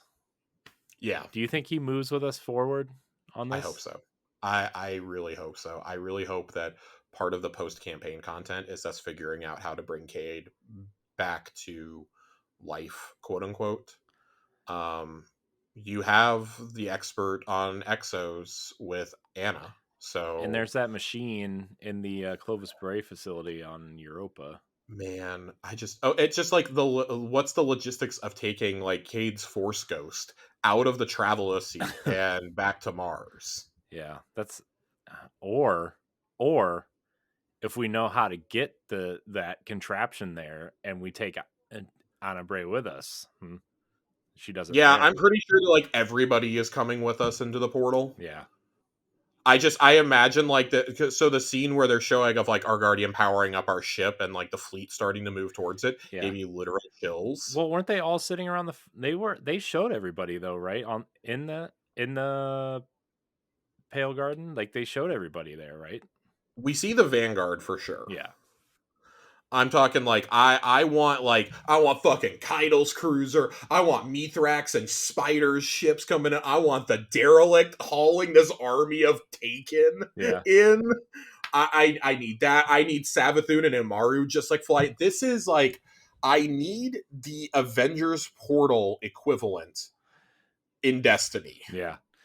But I need the Portal's music playing with it so I can cry within the first 5 minutes of the expansion. Yeah. Do you think Crow meets Cade? Do you think that happens? 100%. This thing is going to be so fan servicey. That's part of it. Like, this is going to be so cheesy on a monumental level because they're going to give us so many fan moments. I can only hope and pray that they take Shax's helmet off at some point in the final battle. What if he goes to take it off and then they just pan away from him? I would laugh so fucking hard, and I would just love for everybody to kind of like crank their necks and go, huh, that's what he looks like, and we don't get to see anything. Yeah. That is the exact kind of humor that I feel like they would go for. Like, but it would be Cade doing it, and everybody else is just totally unfazed. But Cade and Crow are just like, huh? Yeah. Also, oh my god! I also, and this is like a very like side tangent thing that might not happen, and it's not fan servicey at all or anything. But like when Zavala and Ikora see Cade for the first time, like I expect Ikora and Cade to hug it out, right? But I expect Cade to crack some sort of joke at Zavala, like, "Hey, Big Blue, looks like that office chair's been good to you," and he like pats him on the stomach, like he's just like he's put on some pounds. Yeah. You just like hear something in the distance and it's the Shax's workout music. Yeah. Virtual Massacre asks us if you could take the mechanics from any of the dungeons and raids and put them together in any fashion and make them your own, what would you use and what would the theme be? This is kind of a play off our build your own raid that we did a couple years ago. Yeah. With Colonel Panic and Nerd Generalist. Mm-hmm. Virtual, do you mind if I stick a pin in this one? Because we still have to do that exotic I want to combine this with Cade's question from about a month ago of the build your own exotic. Yeah. I'm gonna recruit a friend or two, and we're gonna come in. We're gonna recruit some from our Tower Casuals LFG. We haven't done this in a hot minute. Mm-hmm. We're gonna bring in some friends. We're gonna do this. Let us get through these next couple of weeks. Mm-hmm. Towards the end of September, I'm sure there's gonna be a slow week with story, and we'll assemble the crew to build a raid and build an exotic on the stream. Yeah. We'll do it. We'll do it here. Fuck it. We'll do it live. Yeah. Okay. we'll do that. We're gonna do that later on in September. Just let us get through these first couple weeks and get through the raid. Mm-hmm. So I'll copy and paste your question into the document that I have Kate's question in already. Basebone 98 writes in with 2 questions. First one, with the new supers for the light subclasses, do you think we will have new supers for the darkness subclasses during the final shape or after during one of the episodes? That would actually, I think, be really cool for the episodes to finally give us like a second stasis super for each class. Yeah. We're gonna have 4 supers on some of these classes, and we still have 1 stasis and 1 strand super. Yeah. Strand I'm not as offended about because it just came out. But if you were doing it like in that final episode, then okay, you're approaching 2 years. You're at 2 years at that point, basically. Yeah. You might as well. But I think that definitely that stasis super, oh Jesus, we're gonna be 4 years in by the time that season's happening. 4 years with only 1 stasis super for each class. Oof. I think we definitely need that. Second question. How the Traveler shot at the Witness's ship during Lightfall. Do you think the Traveler beam gun will be Destiny's equivalent to Halo's Spartan laser? Oh God, I hope so. I like that thing's gotta be a heavy trace rifle, and I want you lugging it around like a detached turret from Halo. Go third person. Oh God, dude. Finish the promise. John and I were laughing and we were talking about this. If they hadn't shown this here, I would be absolutely convinced that this is the exotic for the Final Shape raid. Yeah. It still could be. Yeah. But I love the fantasy idea of every Guardian that's in that fight. And like we've talked about that. I think we talked about this in the Builder raid at one point. Everybody gets a relic of some kind. What if everybody gets a Traveler gun for the final stand? I mean, that'd be amazing.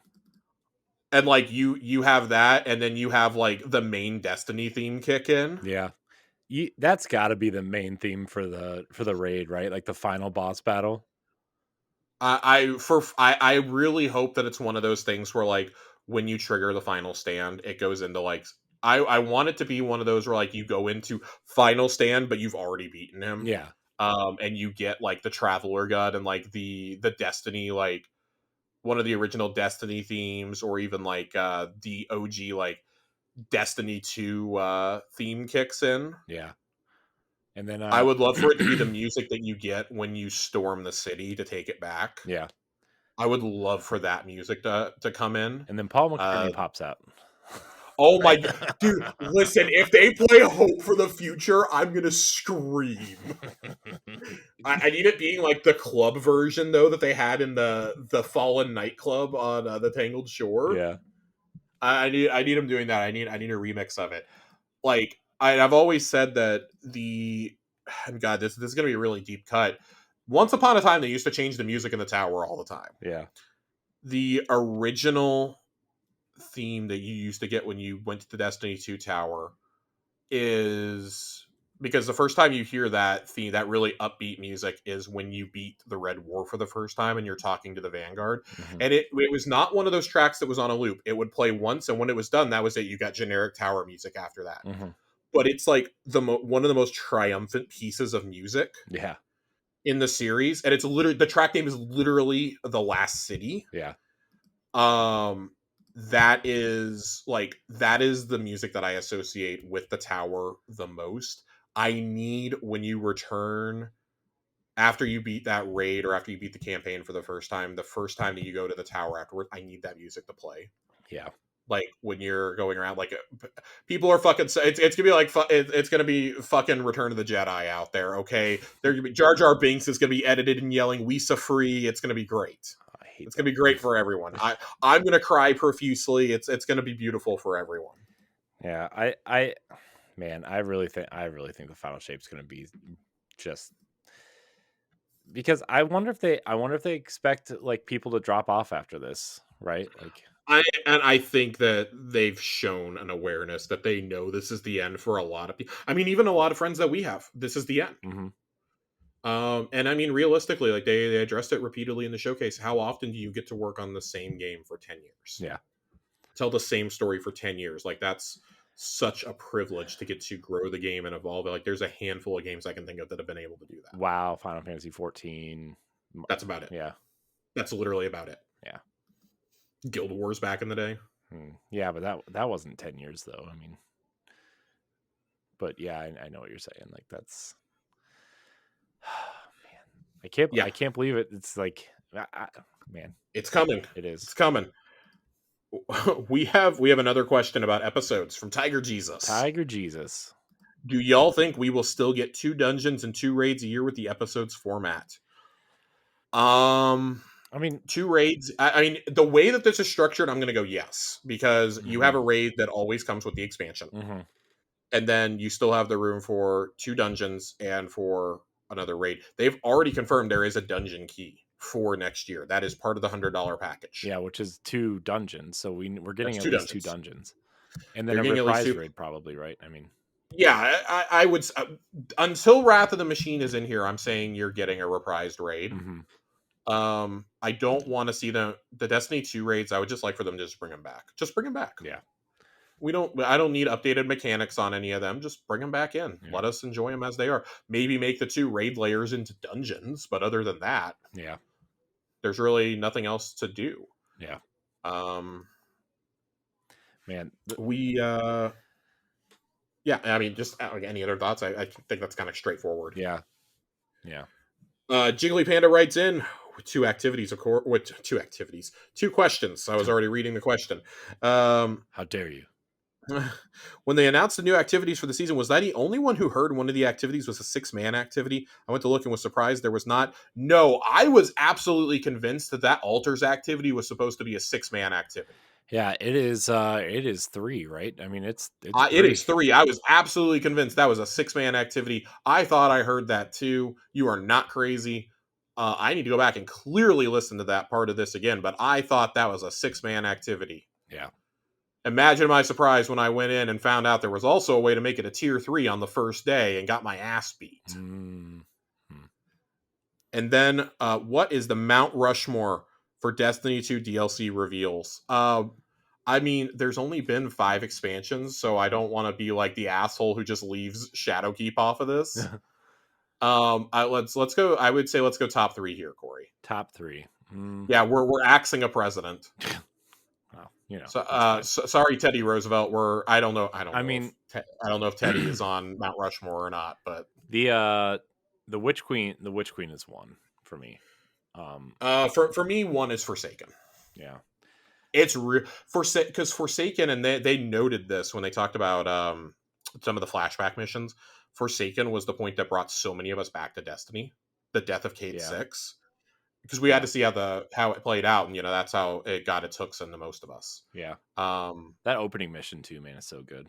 Oh, dude, I'm so happy it's back in. I'm actually, if you play those missions, there are rewards that are tied Monte Carlo to the past that you get. Yeah. Well, Monte Carlo's the quest reward. If you actually just play the mission, though, there are legendary weapons that are tied to them. Yeah. So that's pretty cool, I think. Yeah.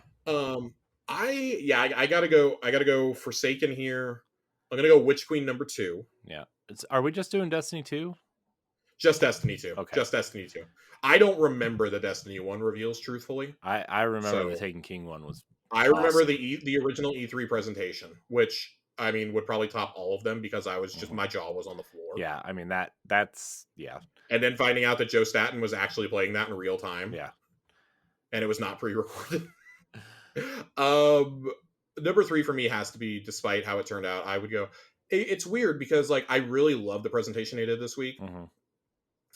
But I think what they were able to put together during the pandemic for Beyond Light was something really special. Yeah. The Beyond Light reveal trailer was awesome too. The reveal trailer was really cool. I liked the marketing that was leading up to it, but also remember the reactions we had when we got not only that announced, but then they announced the Witch Queen and they announced Lightfall at the same time. Yeah. And that has warped everyone's expectations. So I thought that was really cool. And then they confirmed, during the Witch Queen reveal that we were going to be getting the final shape. Yeah. It's kind of a tie between the Beyond Light one. It was so cool to finally see a new subclass. It was the first time ever we'd gotten a new subclass. Well, first time since the Taken King. and new supers, new abilities for the first time. But man, I really loved this week's showcase, even though it felt like they were intentionally holding back. Yeah. And I think it's the nostalgia that got me. Mm-hmm. Yeah, this one was pretty good. I also think that like part of what affects our thoughts is like how good the expansion ends up being. Mm-hmm. Right? Yeah. Like I think the original Destiny 2 reveal was good. Yeah. But I don't put it on my Mount Rushmore. Yeah. Yeah, I mean, Witch Queen and Forsaken are definitely on there. I think those are like pretty easily the top two, and you can fight it out for the third one. Yeah, I mean, I really like the Beyond Light one though. I really like. I mean, if you were gonna do 4, then I think Beyond Light and Final Shape are on there. Yeah. Just like Bungie doesn't miss when it comes to these reveals, in my opinion. I know they don't. Like so good, man. Shadowkeep and Lightfall are kind of the odd man out, and like I think Lightfall really is only that way because so much of it leaked ahead of time. Yeah. I was so that is another note. I'm so happy that nothing leaked on this. Yeah. Nothing leaked. None of the websites were live early. We were well into the post show before we could even get the websites working. Yeah. It was so refreshing. Mm-hmm. Cade's Ace in the Hole writes in and goes, I'm currently driving from South Carolina to Pennsylvania with 2 3-year-olds on an 11-hour drive. Yeah, right. What are your favorite things to do while driving, whether it be podcasts, audiobooks, music, etc.? And what's the longest drive you've ever gone on? Oh, God. Thanks for keeping me occupied with the podcast. Let's see. I love podcasts. I love listening to podcasts. But obviously that's not the only thing, especially like, with my wife and, now 2 kids, like they're not going to want to listen to my kind of podcast. Right. So no. But I mean, when I'm driving, I usually just listen to podcasts. And the longest trip, I mean, I drove to Boston. We drove to the Carolinas for vacation. So yeah, we drove last year's trip. When we went to the beach last year, that trip was pretty long. Yeah, I'm a guy who I like listening to podcasts, but I can only do that for like an hour or two, and then I start getting really bored and sleepy. I tend to listen to music, and it's my girlfriend does not like my music. So I have to kind of like balance it out. Like if she falls asleep, then I like kind of like gently turn it down, but just enough to where I can still enjoy it. Or now she just takes her AirPods with her. Yeah. When we're in the car, we pretty regularly make like 5-6 hour drives though.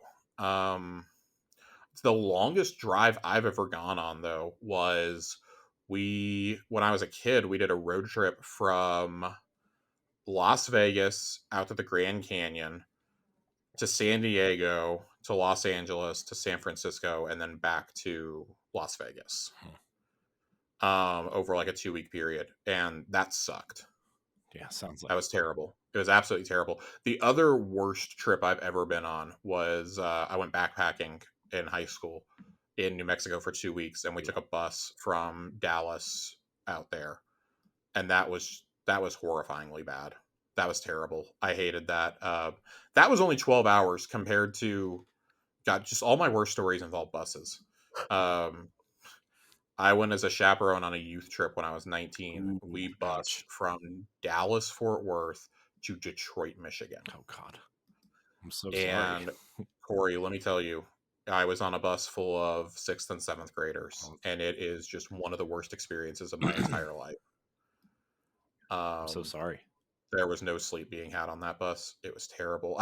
All my worst stories involve buses. I'm going to stop talking. This is bringing up bad memories. I listen to a lot of music. Audiobooks put me to sleep, and podcasts, if I'm in the car, I have to listen to them at like 1.5 speed or 2 speed. Oh, you're one of those people. I'm one of those people. I can't do it. The gaps, like people's speaking gaps, bother me so much on podcasts that I can't do it. I just can't do it. I also like regularly listen to pods that are like 2 or 3 hours long. Yeah, so do I. So they like cover everything under the sun. So Knox writes in about our favorite Elixir. What do you guys like about Mithrax? Everything. What? I mean, what's not to like about Mithrax? Yeah, really. Well, and that ties into Knox's next question. Why is he a standout character for you guys? He was the first of an enemy race that we aligned with. we forget Mithrax is in the base Destiny 2 campaign. Yeah. You encounter him on Titan and you have the option to free him or kill him. Yeah. And the canonical route is clearly that you free him, and he repays that debt by meeting you at the farm and undertaking the 0 hour mission with you to the tower heist. Yeah, that was cool. But I think that, and I mean, like, I'll never forget when we saw the Season of the Splicer trailer and he's in it. I was freaking out. I was like, oh my God, Mithrax is here. We finally have him. Like, they were name dropping him like crazy in the Beyond Light campaign. We were getting refugees onto the ships for him. Yeah. And then here he is in the flesh, claws and all. Yeah. But I also think, like, Mithrax, we talk about honor is talked about a lot as a Guardian trait, right? And I don't think any character in the franchise other than Zavala exemplifies that trait better than, and maybe Saladin, exemplify that better than Mithrax does. Mithrax is very honorable. He's willing to die for his clan. We see the defense of the tower. Him and Saint rally together despite their differences to protect the Elixni. And he's Mithrax literally pleads with him. Go protect the city. And Saint's like, no, you're my people. I'm protecting, like, make atoning for your past sins. And Mithrax is very big on that. I think, like, we talk about redemption as a theme in Destiny a lot too, right? We've seen it with Crow, we see it with Mithrax, we've kind of seen it with Keitel, like, atoning for not just their sins, but like the sins of their families and their races. Like, Keitel isn't necessarily atoning for her own sins; she's atoning for Callus and Gaul in a lot of ways. Even though she still kind of agrees with Gaul. Yeah. But she's clearly come around to our way of thinking now, and Mithrax is atoning for the sins of them being pirates for so many generations, thousands of years. Yeah. And I think that, him bearing that responsibility, and especially, like, that's one of the few things that I think Plunder did really well, was showing the inner turmoil in Mithrax. And when he sees that his daughter is threatened, how he basically turns into his old person. Yeah. He turns into who he used to be because he's going to kill to protect those that he cares about. Oh yeah.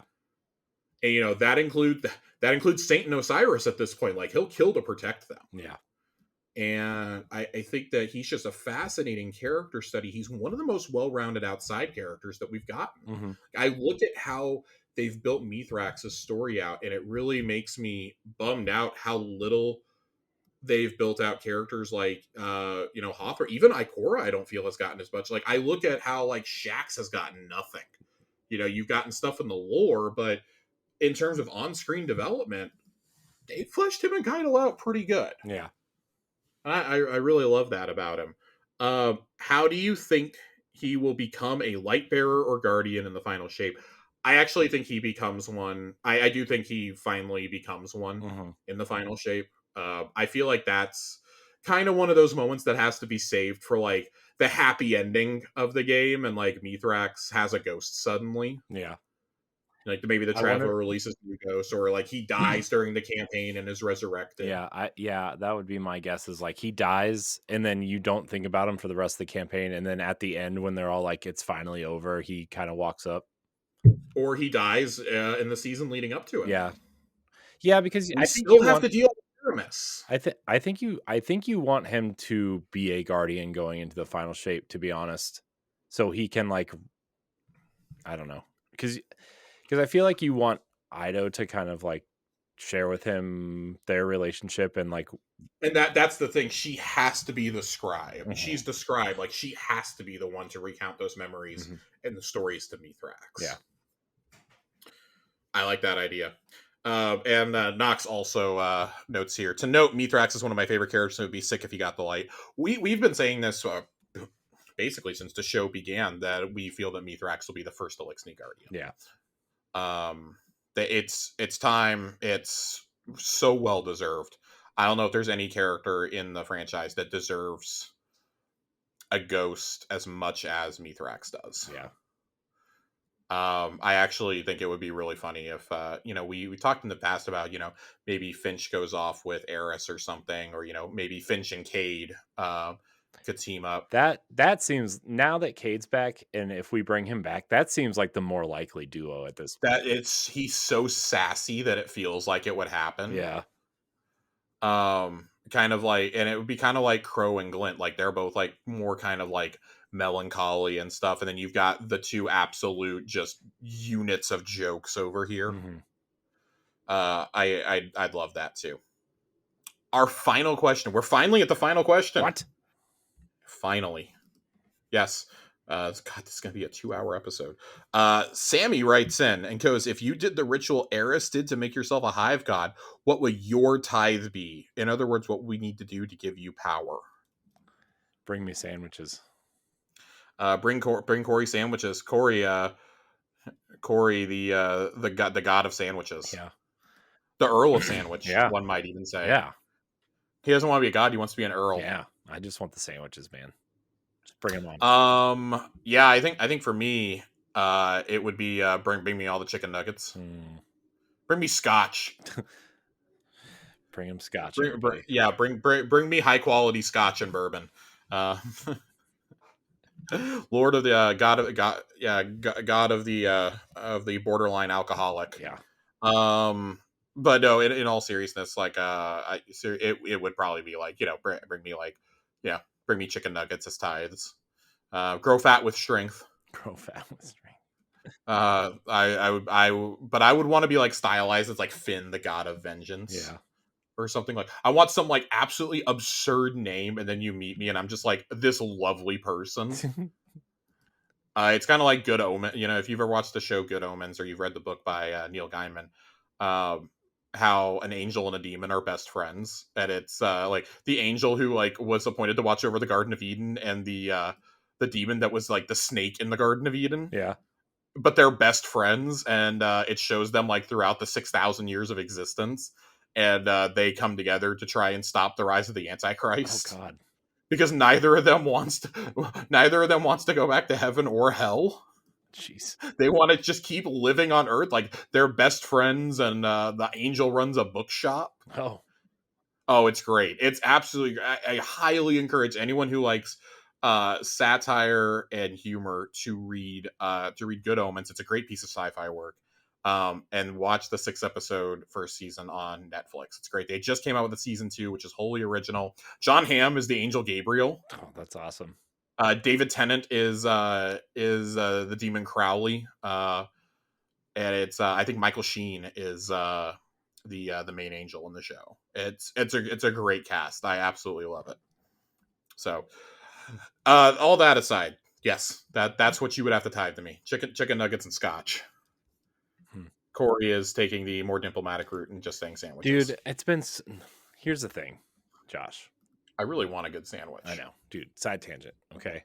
I've been on this like kind of doctor not prescribed diet, but basically he's like, hey, you are fat. And so I understand that. I have not eaten a sandwich in like almost 2 months. Oof. I'm very upset. I feel like you can make a healthy sandwich though fairly easily. I mean, you could, but that doesn't. Unless you're like covering it in hollandaise or something. Dude, that doesn't make it good though. Or like lathering it in Miracle Whip. What are you putting on there that's unhealthy? I mean, cheese is not very good for you, dude. Here's the thing, Josh. I lather bread in mayonnaise, like both sides of like both pieces of bread, like a thick layer of. When you said both sides, I imagined you putting mayonnaise on both sides, and I was just like, "Oh God, Corey, we need to talk off air about your arteries and about your future." I know, and so yeah, it's I had to stop because I mean I was putting like turkey's not bad for you, but man, 2 slices of cheese on each sandwich and literally nothing else. that is completely fair. Salami sometimes. Man, there's a really good Italian deli like not far from me, and I kind of want to go get a sandwich from there next week. Do it. Chelsea's about to have 2 straight weeks. She was supposed to go to Disneyland next week, but that's not happening. So she's got 2 weeks off of work. We might go have lunch at Jimmy's Food Store. Do it. It's the actual name of the place, Jimmy's Food Store. It's an old family-owned Italian deli in Dallas. It's great. Nice. But all that talk about sandwiches and Jimmy's Food Store aside, we're gonna go to the lore corner for the first time in a long time. Is it about Earl Sandwich? Is it lore? It's not about Earl Sandwich, unfortunately. We are not growing fat from strength in today's lore corner. We haven't done one in a while. I do need to read through all the lore for this season, kind of space out how we're going to do this. I really, realistically, now that we kind of know where we're getting to, I need to figure out like what was absolutely essential for us to cover in the next 5 months. Yeah. The next 5 or 6 months, what's essential for us to cover. And, still leave plenty of room, obviously, for lore that's going to be on raid items and on, dungeon items next season and things like that. So with all that aside, the next couple weeks, we're definitely going to be dealing with a lot of Eris lore from this season. I have done some reading, and we're going to space it out. And obviously, as things become declassified in the UI, we can dive into the pieces that they give us for doing the quest each week. This is the Acolyte Staff, though. This is the item this is the seasonal artifact that we get. And this is a letter from Master Rahul to Commander Zavala. Ooh. Commander, speak to me not of the darkness. I want no part. I once cautioned an overeager guardian who loitered near me in the tower. I did not mean their command over Strand or Stasis, but rather the deep ancient corruption that empowers our enemies and corrodes our very souls. This force, this evil, if I may use such a simplistic term, surrounds us, and we must all do what we can to limit our exposure, lest we find ourselves sinking below its dark waves. And so it's with great hesitancy that I examined the unusual Acolyte staff created by Eris Morn and Imaru, the renegade ghost. I find their alliance baffling, as she holds no love for the Hive, and he is the foul creature who resurrected Savathun. But even that is not as strange as the staff itself.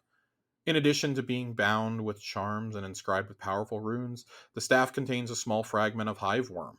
Due to a ghastly ritual and a metaphysical loophole in sword logic philosophy, a guardian wielding the staff is able to transfer the power of their defeated foes to Miss Morn through a blood tithe. Seeking answers, I sought Miss Morn herself. I found her beyond a portal she erected in the helm. She was waiting on an elaborate bone dais in a forgotten corner of Savathun's throne world she called the Anthenium, as it allowed her to study the secrets of Savathun's spire. The seclusion of the locale was appealing, but when Miss Morn began to change, I fled, leaving my curiosity behind me. There is power within the staff, Commander. Terrible power. Speak to me not of the darkness. Master Rahul. I find it funny that a lot of what he lays out here are comments that the community has been making too. Like, oh, this can't possibly go wrong. We erected a portal to the throne world on the fucking helm. Yeah. That can't possibly be a bad idea. Yeah, definitely not.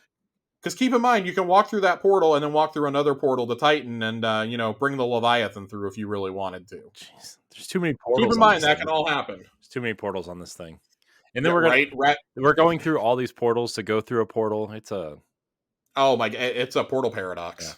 Yeah. A perfect paradox, one might say. This is actually the long game of Bungie's actually making Portal 3. Oh my god, dude! If we get another Portal next season, I feel like we have to make that joke. But I like that he calls out that he calls out about Imaru's behavior and about Eris's behavior, because it kind of calls back to some of the dialogue in the Altars activity this season, where Ikora says to Eris already, she's saying to her how concerned she is that her and the Guardian are reveling in this murder spree, essentially. And Imaru just butts in and is like, hey man, welcome to the Hive. Like, exactly like that. Like, it feels like something I'd be hearing Drifter saying. Yeah. But also that he went to go talk to her, and as soon as he saw what she had become, he ran. This motherfucker ran. Yeah. Imagine if you look behind you and you saw Eris in her Hive God form chasing you. Yeah. I wonder if she'll get bigger throughout the season. Oh, God, I hope so. As she gets more powerful, that would be really cool. Yeah. So, I mean, how is somebody that tiny supposed to face off against Xivu Arath? Yeah. Or maybe that's the final ritual where, like, I mean, that's where the Savathun thing comes in too. Like, maybe she becomes so powerful after Savathun is, like, murdered by Xivu Arath that she just takes that power and then she grows up like a fucking Power Ranger villain. Yeah. Oh man. Oh my god. Yeah, this doesn't like necessarily give us a bunch of answers, but it is very interesting. It does confirm that we are beneath the throne world. We're really beneath the spire in a lot of ways. It seems like it's the same type of area where you're doing the altars activity, maybe, like not too far from there. Yeah. But just I mean, again, a beautiful skybox down there too. Yeah. Just Bungie is undefeated with that, with building skyboxes, I think. The best one. The best guy. But I like that also there's the line in the sand drawn by Rahul here where he doesn't think that, when he says speak to me not of the darkness, I want no part. He doesn't talk about strand or stasis, which was all what it was always thought about at first. Strand was seen as like, oh, that's the power of the darkness and this and that. Like, no, it's a power, and yes, it's a power that creatures that follow the darkness use, but darkness is like more of a concept in a lot of ways. And it seems to like almost be radiating from like the veil in a lot of ways, right? Yeah. The veil is like the complement to the traveler in that regard. And that's how, the witnesses race eventually found it. And that's a whole thing on the veil containment missions. But I like that we're diving into more Hive lore here because Savathun anticipated this was going to happen and left recordings for Eris and Ikora. And even the Guardian, she directly addresses the Guardian in parts of it. Yeah. That like she kind of thought this was going to happen. She really planned for these contingencies. I mean, this is like a multi-year plan that we talk about, she arrived in the system before Forsaken because, obviously she stepped in the power vacuum created by Oryx. And we got the first explicit confirmation that she was here during arrivals. Yeah. And it was like, she's trying to beat us, she's trying to beat us to the Tree of Silver Wings and, this and that, and is trying to keep us from communing with it. Yeah. And, when that failed, I'll just kill Osiris instead. Yeah. I'll just take over Osiris's body. So this thing is not to be trusted, and I think Eris knows that, but Eris is like very clearly at the point where like she knows this is the final hour. Yeah. Like the hour is nigh, we're out of options. To borrow a line from Michael Bay's Transformers, no sacrifice, no victory. Yeah. Like, she's going very Shia LaBeouf on me here, and I don't like it. God. Is she going to shove the Allspark into my chest? Samuel Witwicky, you must put the cube into my chest. I need Joe Wilson back. I really need Colonel Panic to come back on the show just to do voices for me the whole time. I need a soundboard of him doing the Skeletor voice. Oh, God. Corey, get us out of here. Get us out of here before I do more poor impressions. All right. I'm going to leave everybody with that voice clip tonight of Optimus Prime. Jesus. I want to thank everybody for watching or listening to this episode of Tower Casuals. Remember, we do have an Xbox show that goes out every other Tuesday, so check that out if you are looking for other games for us to rant about, or if you don't get enough sandwich talk. Josh, thank you for your time as always tonight. Of course. Where can we find you? You can still find me on Twitter, Josh_Finn. Again, I'm hanging out in the Discord more and more these days. Pretty much moved everything over there. Really enjoying it. Enjoying not being on my phone as much. Yeah. It's been refreshing. Yeah. Don't have 15 pages open every time I'm on my laptop. It's nice. Yeah. And of course, Mondays, Xbox Casuals. Yeah, Xbox Casuals. Yeah, I mean, I haven't been on Twitter. Like now, granted, there are a few things that are happening in DMs on Twitter that I need to, attend to. But like, other than that, like I'm everything that goes out on Twitter for me is automated now. So, but anyways, you can find me at I am Corey HG on all social media platforms.